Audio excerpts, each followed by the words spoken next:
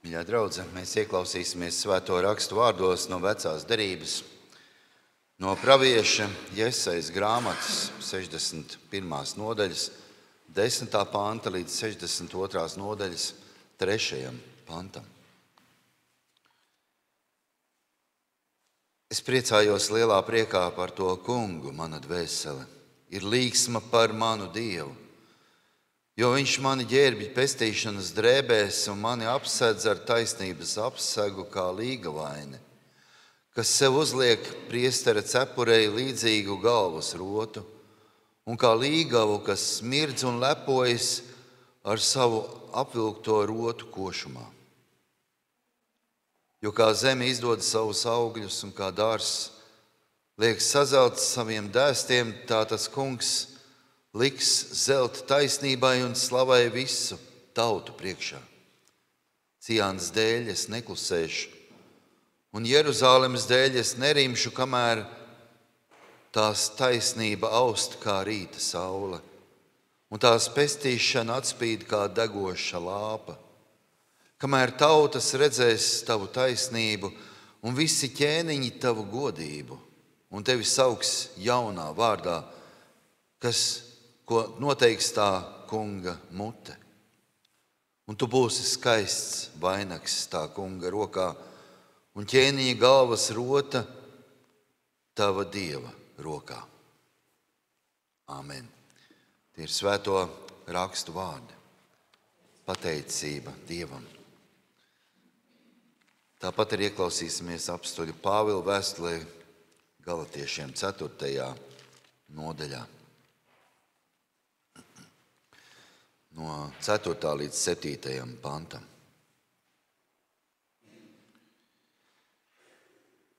Bet, kad laiks bija piepildījies, tad Dievs sūtīja savu dēlu, dzimušu no sievas, noliktu zem bauslības, lai izpirktu tos, pār kuriem valdīja bauslība, ka mēs iegūtu bērnu tiesības. Bet, ka jūs esat bērni, to ir Dievs apliecinājis, sūtīdams sava dēla garu jūsu sirdīs, kas sauc Abba, Tēvs. Tātad tu vairs neesi kalps, bet bērns. Bet ja bērns, tad arī caur Dievu mantinieks. Āmen. Tie ir svēto rakstu vārdi. Pateicība Dievam. Žēlastība jums un miers no Dieva, mūsu Tēva un no kunga Jēzus Kristus. Āmen. Lasījums no Jēzus Kristus evaņģēlija, ko ir uzrakstījis svētais Lūks.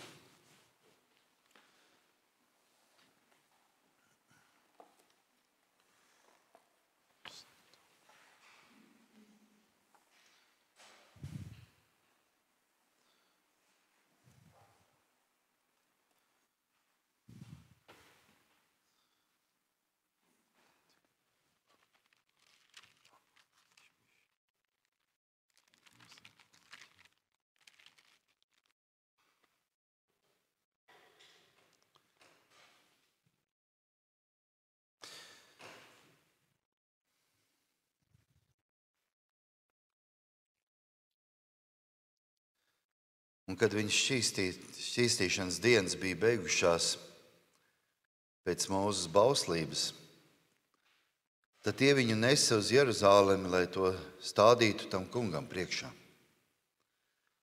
Pēc tā kunga bauslības priekšraksta katrs vīriešu kārtas pirmdzimtais, lai ir Dieva svētīts. Un lai nestu upuri pēc Dieva bauslības priekšraksta vienu pāri ūbeļu vēl 2 jaunus baložus. Un redz, kāds cilvēks bija Jeruzālemē vārdā Simeons. Šis cilvēks bija taisns un dievbijīgs, gaidīdams uz Izraēlu iepriecināšanu, un svētais gars bija viņā. Viņam svētais gars bija pasludinājis, ka tas nāvi neredzēšot, iekāms nebūšot redzējis tā kunga svaidīto. Tas svētā gara skubināts nāca templī, kad vecāki Jēzus bērnu ienesa, lai izpildītu pie viņa bauslības paražu. Tad to uz savām rokām ņēmis, viņš Dievu teica un sacīja: Kungs, lai nu tavs kalps aiziet mierā, kā tu esi sacījis, jo manas acis ir redzējušas tavu pestīšanu, ko tu esi sataisījis visiem ļaudīm, gaismu, apgaismot pagānus un par slavu saviem Izrēla ļaudīm. Un Jāzeps, viņa māte, brīnījās par to, ko viņš runāja.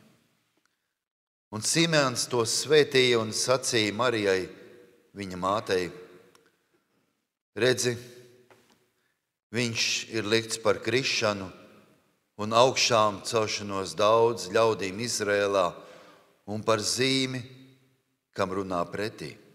Un tev pašai caur dvēseli zobens spiedīsies, lai daudz sirdžu domas nāktu zināmas. Un tur bija pravieta Anna, Fanuēla meita no Ašera cilts. Tā bija ļoti veca, un pēc savām meitas dienām viņa bija dzīvojusi 7 gadus ar savu vīru. Un tā bija atraitne ap 84 gadiem. Tā nešķīrās no tempļa, bet kalpoja Dievam dienām un naktīm ar gavēšanu un lūgšanu. Tā arī tajā pašā stundā piegāja un slavēja to kungu, par to runādām uz visiem, kas Jeruzalemē gaidīja uz pestīšanu. Un visu pēc tā kunga bauslības izpildījuši, tie atgriezās Galilejā, savā pilsētā Nāceretē. Bet bērns auga un tapa stiprs garā, pilns gudrības, un Dieva žēlastība bija ar viņu. Āmen. Ir svēto rakstu vārdi. Slava tev, Kristu! Visspēcīgais un mūžīgais Dievs, mēs tev no sirds pateicamies par taviem vārdiem, kurus tu mums dod šajā dienā. Mēs zinām un ticam, ka tavi vārdi ir un paliek mūžīga patiesība. Dod, ka mēs varam pareizi tavus vārdus saprast, arī pēc taviem vārdiem dzīvot un sargāties no visa ļauna, līdz kamēr mūžīgi svēti tavā valstībā būsim. Tiešām nāc, Kungs Jēzu, un esi mūsu vidū. Āmen. Lūdzu, sēdieties.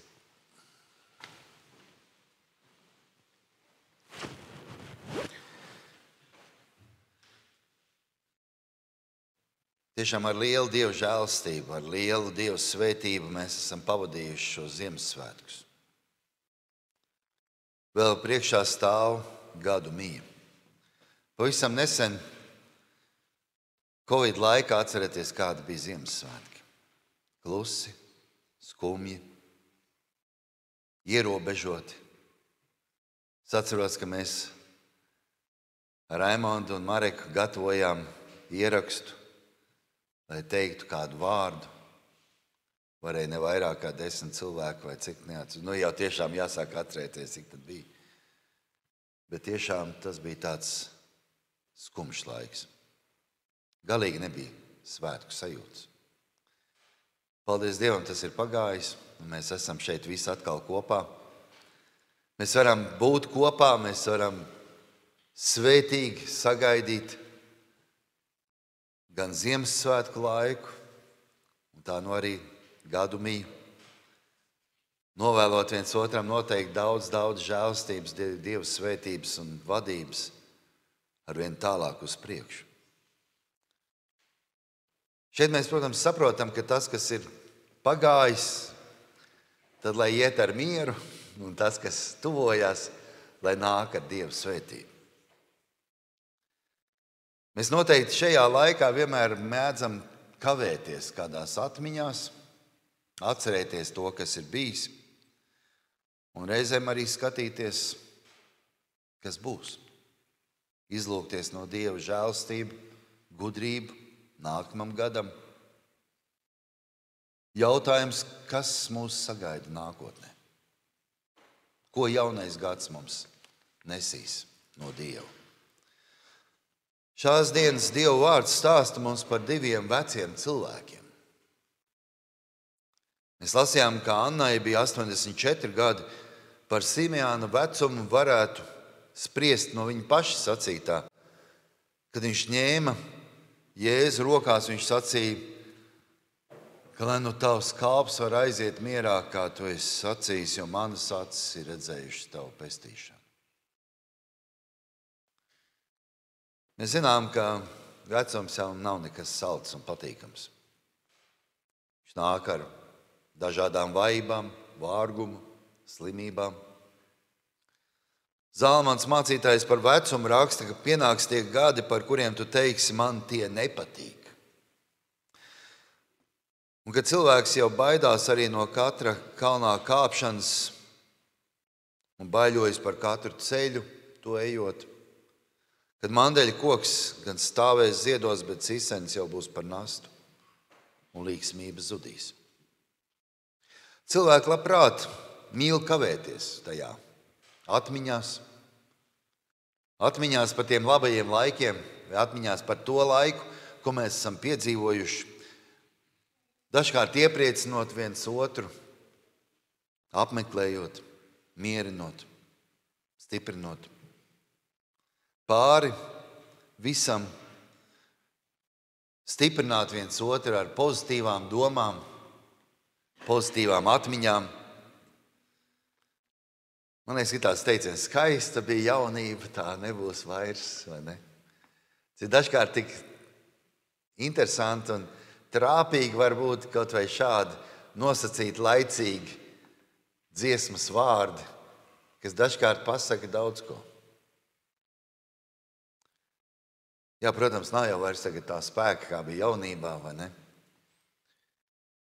Nav vairs tādas deksmes varbūt kaut kādās lietās. Tā tas laiks aiziet. Tagad vairs nav tā. Un tomēr, ja mēs tā paskatāmies uz to laiku, to kāds mums viņš ir bijis, cik daudz žēlstības un Dieva svētības mums ir piedzīvots.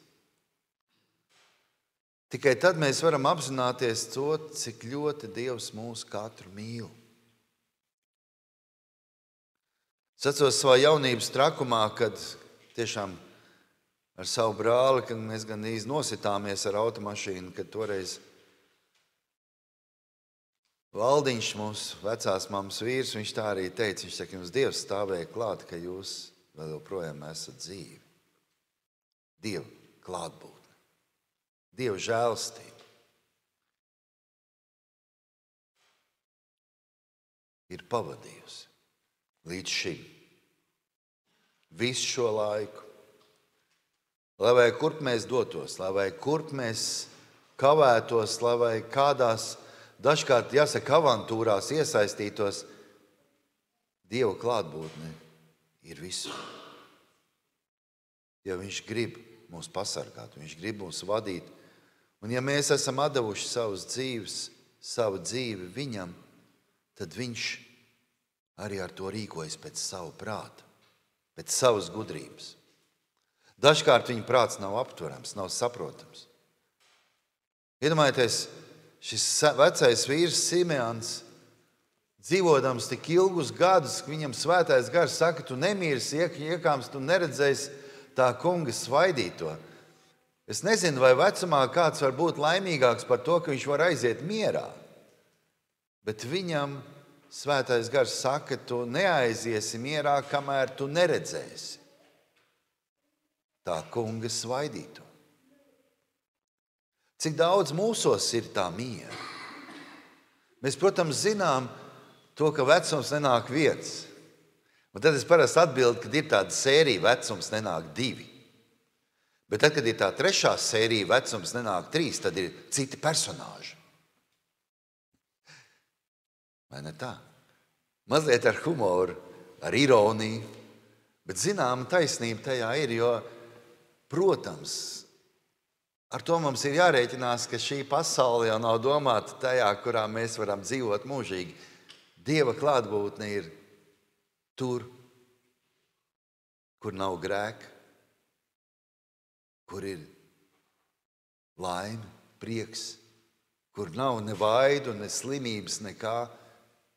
Ir vienīga Dieva žēlastība un klātbūtne. Mēs to saucam par debesīm. To var nosaukt par paradīzi. Es viņu saucu par Dieva esamību. Mēs varam atcerēties kādus laikus, kuros mēs esam jutušies labi.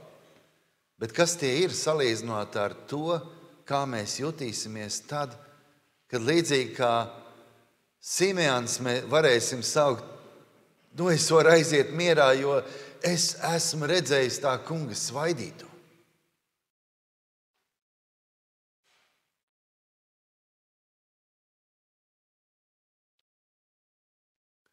Es zinu, ka dažkārt mums cilvēkiem ir tāda lieta, kā gribās atpūsties, vai ne? Tad, kad mēs esam ilgāku laiku strādājuši, mēs esam ilgāku laiku pildījuši kādus pienākumus, mums ir uzticētas kādas lietas, kuras mums vienmēr bijušas jāvada un vienmēr uz to ir raudzījušies arī apkārt esošie. Tas tavs pienākums, tas ir tas, kas tu esi uzņēmies, tas ir tas, ko Dievs tev ir devis kā tādu īpašu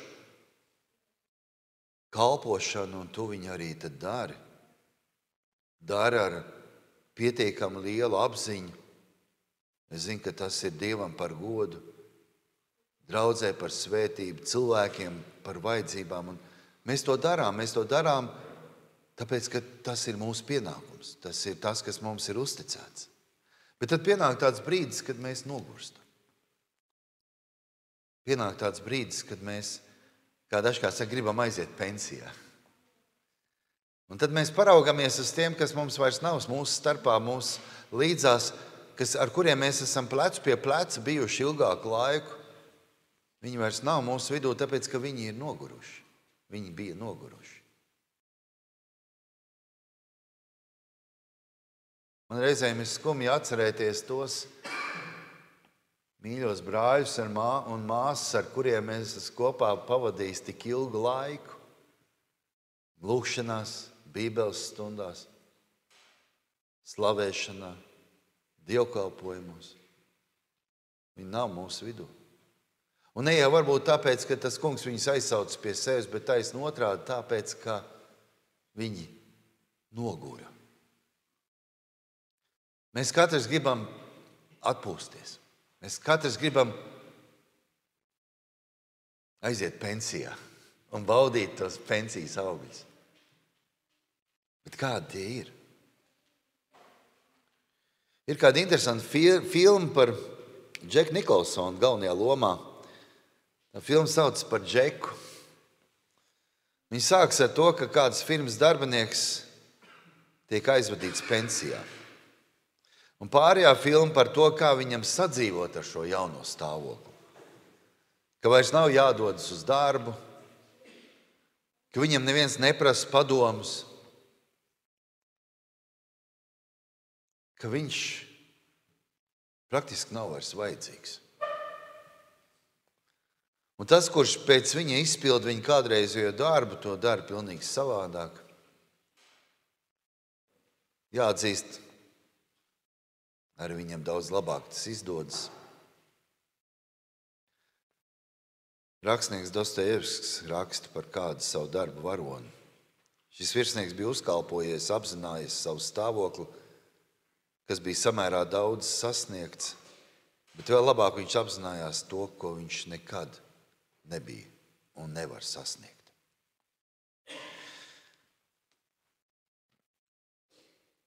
Svētie raksti mums māca, ka Dieva bauslība,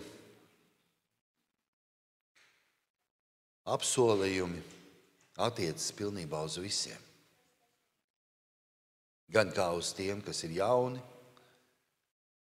gan kā uz tiem, kas ir veci. Un šās dienas svēto rakstu vārdos zīmīgā veidā sastopas visas šīs cilvēku paaudzes. Iedomājieties, mēs varam tā kā glezni to redzēt. Jauni cilvēki stāv izbrīnīti. Tie ir Jāzeps un Marija. Sirmais Simeons apgarotas sejas izteiksmi tur savās rokās šo mazo Kristus bērniņu, zīdaini. Un šī glezna pasaka kaut ko svarīgu par mums. Ka katrs vecums ir svētīts. Katrā vecumā ir savs skaistums. Katram vecumam ir savas stiprākās un savas vājākās puses. Bērni ir mazi. Viņi ir maziņi. Daudz ko nesaprot no pieaugušo dzīves un pastāvīgi gandrīz nekad neko nevar skaidri pateikt. Viņiem vēl tik daudz, kas ir jāmācās, vēl ir jāaug. Taču Bībelē rakstīto viņi uztver ļoti tieši, bez šaubām. Piemēram, stāstu par Bētlemes kūtiņu, par eņģeļiem, par augstrumu gudriem. Viņi pieņem tieši tā, kā tas tiek stāstīts. Pieaugušiem tas dažkārt izklausās vairāk pēc pasakas, vai ne? Un tādēļ Jēzus stādīja bērnu kā priekšzīmi ticībai. Viņš saka, ja jūs netopat kā bērni, jūs nenāksiet Dieva valstībā. Vecie cilvēki viņiem pat vispār ir ārkārtīgi grūti piemēroties līdzi jaunajam. Es pats atceros, tiešām jāsaka, es tāds tomēr liekas, it kā vēl negribu norakstīt sev pie vecajiem, bet tomēr jāsaka, jūtos vecs. Es atceros, ka man jaunieši piespieda nomainīt telefonu no Android uz iPhone. Es pusgadu, vairāk gadu, es domāju, ka es sajukšu prātā. Tas ir kaut kas ārprātīgs. Pilnīgi citādāks dzīves skatījums. Pilnīgi viss savādāk. Un viņš nesadzīvo ar to veco, kas ir bijis iepriekš. Vēl jau vairāk. Iespējams, mīļās sirmās galvas, jūs klausieties man domāt, par ko es te runāju. Bet ir ļoti daudz lietas, kuras tiešām jāsaka pilnīgi kā tāda jauna dzīve. Kā tas ir sadzīvot šīm 3 paudzēm kopā?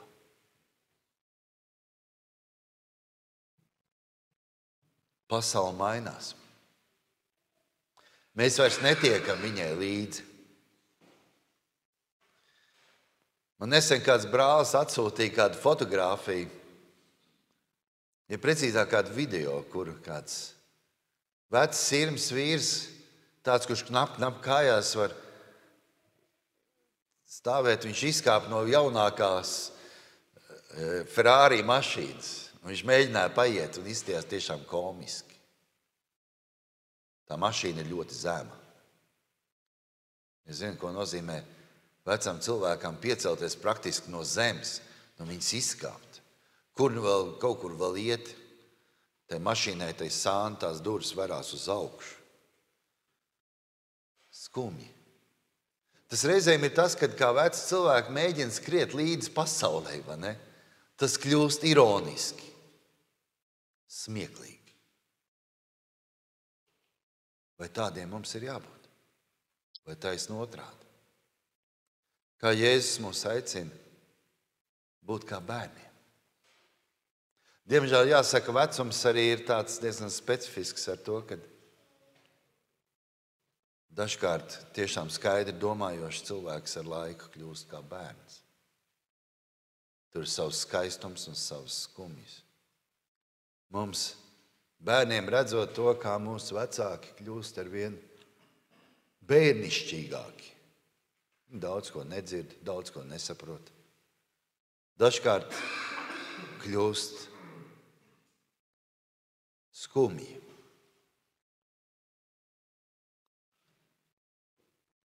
Pārmaiņas. Tomēr ir kaut kas tāds, kas mūsu vecajos ļaudīs ir īpašs. Tas ir tas, ko viņi ir pieredzējuši. Viņa dzīves pieredze. Viņu lūgšanas. Viņu svētības. Kāpēc man, mīļie, jūs esat tik ļoti dārgi? Kaut vai tā iemesla dēļ, ka jūs pieņēmāt manu veco mammu, kur šeit, Šajā baznīcā tāpatām mazgāja grīdas, tīrīja. Dažkārt uzvedās kā mazs bērns, bet ar vienu pieņemts. Dieva mīlestībā, Dieva žēlstībā.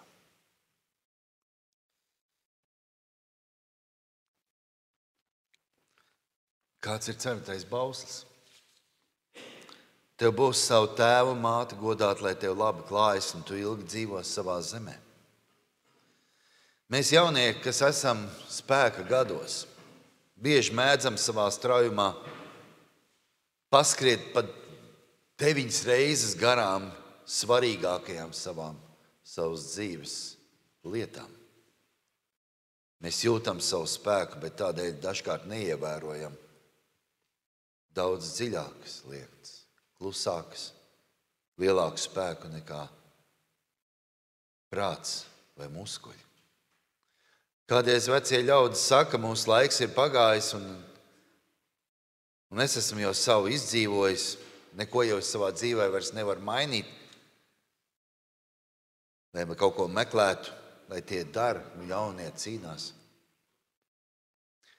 Jāsaka, vecums ir vēl pēdējā iespēja savā dzīvē mainīt kaut ko visbūtiskāko, vissvarīgāko. Sākt ticēt Jēzum Kristu, mūsu pestītājiem. Tā tiešām ir vēl tāda pēdējā iespēja iekāpt pēdējā vagonā. Liekas vecajiem, ka nāve viņiem ir daudz tuvāk nekā jaunajiem. Lai gan tas tā nemaz īsti nav. Dievs katram no mums ir devis savu laiku, savu žēlstības laiku. Līdzīgi kā pravieši raksta, ka svētīgs ir tas, kurš var dzīvot 80, 60, 70. Tas nav svarīgi. Cik gadus? Tā ir Dieva svētība. Lūk, Simeons nevarēja nomirt tikmēr, kamēr viņš neredzēs tā kunga svaidītu. Viņa vecums. Anna, 82 gadi. Kamēr 84 gadi. Kamēr viņa nav atradusi to, pēc kā lūgusi, pēc kā gavējusi. Ikdienas Simeons bija savās lūkšanās Dieva templī. Dievs bija viņam ko apsolījis. Dievs katram no mums kaut ko apsola. Vai mēs zinām, ko viņš mums ir apsolījis? Ieklausīsimies svētajā garā mūsos. Šī doma ir tā, kas mūs uztur. Simeonam šī svētā gara klātbūtne un tas, ko viņš viņam bija apsolījis, uzturēja viņa ticību. Palīdzēja katru dienu piecelties. Palīdzēja viņam katru dienu doties uz templi. Es domāju, ja šie apsolījumi nebūtu līdzīgi tāpat kā daudzi, kas mēs esam uzņēmušies kādus pienākumus, kādas lietas, un esam tik ļoti noguruši, ka mēs gribam aiziet pensijā, mēs arī aizejam tajā. Tā arī īsti līdz galam nesaprastami, kāpēc Dievs mūs šeit ir vedis. Kāpēc viņš katru svētdienu mūs ved uz šo namu, uz šo draudzi, uz šo vietu, pie šī altāra, klausīties tik neparasts un dažādas mācītājus, sprediķus, Dieva vārdu katru dienu savādāku. Kāpēc? Ko tas mūsos maina? Lai mēs ejam tikai tāpēc, ka tas ir mūsu pienākums, bet tāpēc, ka tas kungs mums kaut ko ir apsolījis un viņš grib to pie mums piepildīt. Es atceros savā laikā, kad es dziedāju šolā liturģiskajā korī Saldo Jāņa draudzē, viens apsolījums, kas man lika pārdomāt visu savu dzīvi, bija tajā, kad pēc kāda Ziemassvētku dievkalpojuma, kur arhibīskaps vizitēja, mums bija tur jādzied, mēs braucām mājās, un pirms braukšanas mājās mūsu arhibīskaps Jānis pienāca klāt un teica, brauciet ar Dievu svētību. Brauciet prātīgi, jo ziniet, ka Dievam uz jums ir lieli plāni. Mēs braucām tik prātīgi, kā vēl nekad.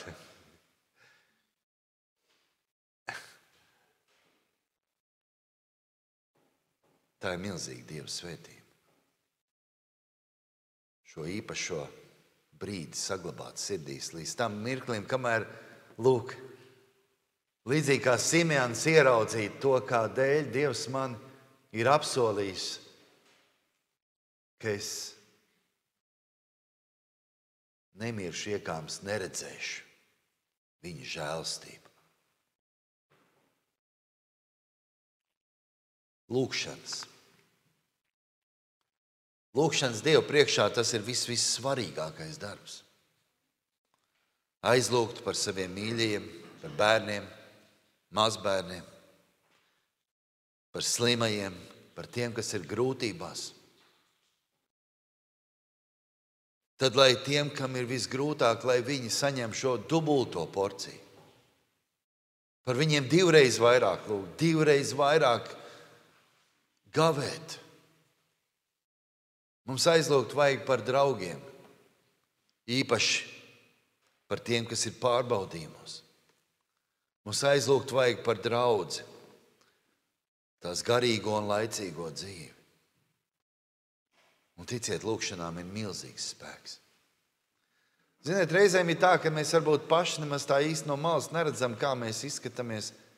Un jāsaka, es pats sevī reizēm pieķeru to, Ivar, kādas ir tavas lūkšanas, cik bieži tās ir, par ko tās ir. Grūti spriest.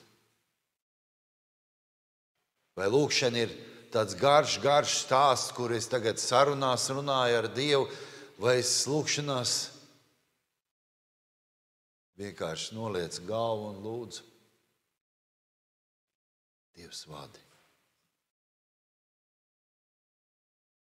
Tā ir esamība kopā ar viņu.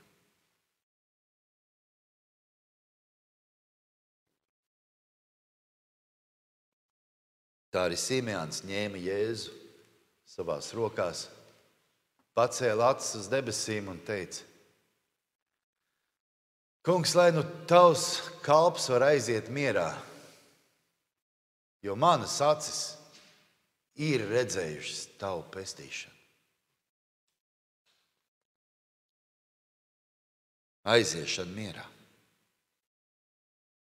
Tā nav nomiršana. Tas nav tā, ka tur vairs neko nevar darīt. Cilvēki dažkārt mēdz sacīt, ka miršana ir jānopelna. Es gribētu viņu nedaudz koriģēt. Ka pie svētīgas aiziešanas ir jānonāk kā pie jēgpilnas dzīves pēdējā piepildījuma. Punkts iedars tikai tad, kad teikums ir pabeigts. Kad mēs varam teikt, viss ir piepildīts.